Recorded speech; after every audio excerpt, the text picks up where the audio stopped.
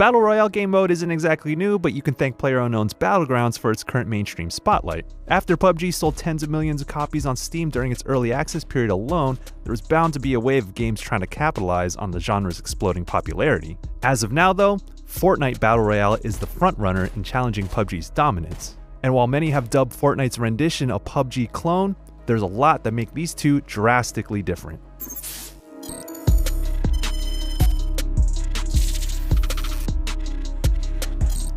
The first thing that'll jump out to you is the presentation. PUBG has a realistic military-inspired look, while Fortnite looks like a bright, colorful cartoon.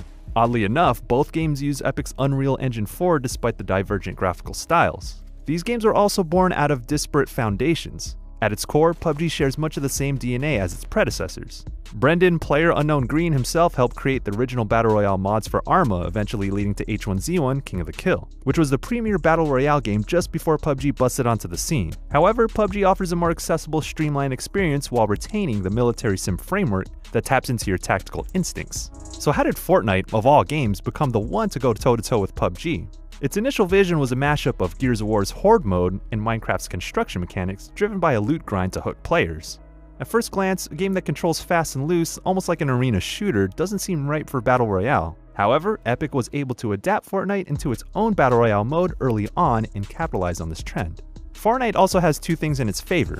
It's free to play and available on PlayStation 4 and Xbox One.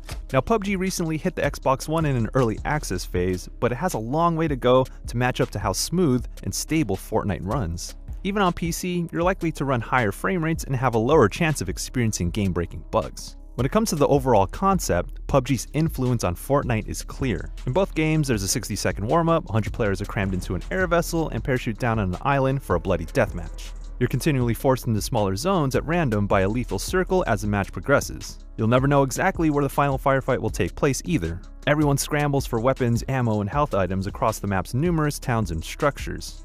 You can either do this alone, as a duo, or with a squad of 4, but it all ends the same. The last person or squad standing is declared the winner. But in practice, these games play very differently. Most noticeably, PUBG's rules of engagement are in sharp contrast with Fortnite's. When it comes to PUBG, player movement and the act of firing a gun is very deliberate and calculated. Tactical situations rely on positioning and working the given environment to your advantage. Guns fire with impact and have distinct recoil patterns and damage models. Regardless of your weapon of choice, you have to be precise. PUBG is all about precision.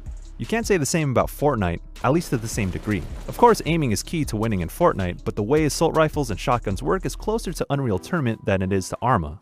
Rocket and grenade launchers are also part of Fortnite's arsenal, and traps give players a chance to exercise a different type of cleverness. Because of the nature of its style, Fortnite feels much more chaotic and kinetic. And you can't overlook the importance of building structures if you want to stay competitive.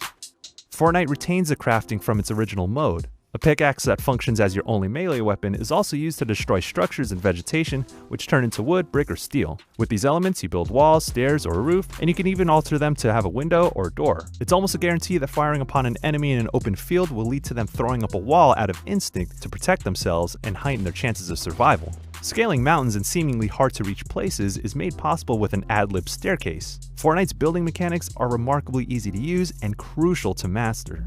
On the other hand, part of PUBG's appeal is that the clumsy crafting elements of its predecessors are gone, allowing players to focus on gearing up and executing tactics to survive each firefight. This helps keep a relatively fast pace and lower barrier to entry while maintaining the realistic tactical shooter vibe.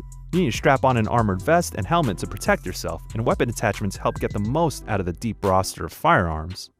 Inventory management is relatively streamlined in PUBG, but Fortnite simplifies it to such a degree that you only have to worry about 5 inventory slots, instead of managing a weight limit. Now, both games have large, sprawling maps, but PUBG has vehicles that are super important for reaching advantageous positions without getting swallowed up by the circle of death or getting gunned down by a preying squad. When it comes to close quarter encounters, playing PUBG as if it were Rainbow Six, by scouting enemy movement, peeking for sightlines, you'll improve your odds of survival.